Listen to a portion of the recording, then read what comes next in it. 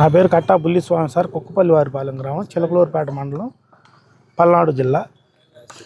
మేము గోగుల్ నాగరాజు అనే అతనికి ఒక 2 నెలల క్రితం శనగలు అమ్మాము సార్. అతను చిలకలూరుపేట కోల్డ్ స్టోరేజ్లో గుమ్మస్తాగా పనిచేస్తూ ఉంటారు.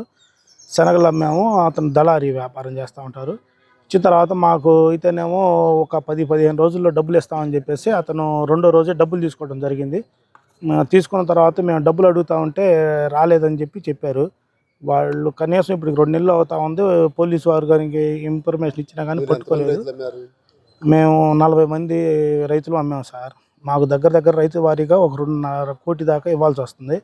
ఇవి వాళ్ళు మిల్లర్స్ దగ్గరికి వెళ్తే వాళ్ళేమో వాళ్ళ బావమరుదులు కానీ, వాళ్ళ భార్య కానీ వాళ్ళ అకౌంట్లో కొట్టామని చెప్తా ఉన్నారు, వాళ్ళ షెడ్యూల్డ్ అకౌంట్లో. కానీ పోలీసు వారిని మేము ఏమండి అవి తీపియండి, కొంచెం ఆధార్ కార్డులు తెప్పించి ఎంక్వైరీ చేయండి అంటే వాళ్ళు ఏమీ రెస్పాన్స్ లేదు. ఇట్లా జరిగింది సార్. తర్వాత మేమే భద్రాచలం అతను పారిపోతే మేమే పోయి పట్టుకొని వచ్చి పోలీసు వారికి అప్పగిచ్చాము. వాళ్ళు ఏం చేశారంటే ఎఫ్ఐఆర్ ఫైల్ చేసి ఇక జైలుకు పంపించారు. జైలుకు పంపించిన తర్వాత రెస్పాన్స్ ఏమి లేదు. ఏం సార్ అంటే ఇది మాది కాదు, ఇది సివిల్ మ్యాటరు, మీరు చెప్పినట్టు మేము చేయాల్సి వస్తుంది, అది ఇదని వాళ్ళు మాట్లాడుతూ జరుగుతూ ఉంది. అందువల్ల మేము మొన్న లోకేష్ బాబు గారిని కలిసాము, అక్కడ పని కాలేదు. మళ్ళీ ఏలూరు సాంబశివరావు గారిని కలిసాము.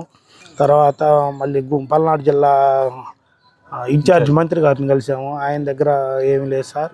పర్తిపాటి పుల్లారావు గారిని కలిసాము, ఎక్కడ ఏమీ మాకు న్యాయం జరగలేదు. అందుకని చెప్పేసి మేము మొన్న సోమవారం రోజు ఇక్కడికి వచ్చాము. వస్తే ఆ రోజు గ్రీవెన్స్ క్యాన్సిల్ అయిందని చెప్పేసి వెనక్కి వెళ్ళాము సార్. మేము రిజిస్టర్ పోస్ట్ కానీ చేసాము కలెక్టర్ గారికి, ఎస్పీ గారికి.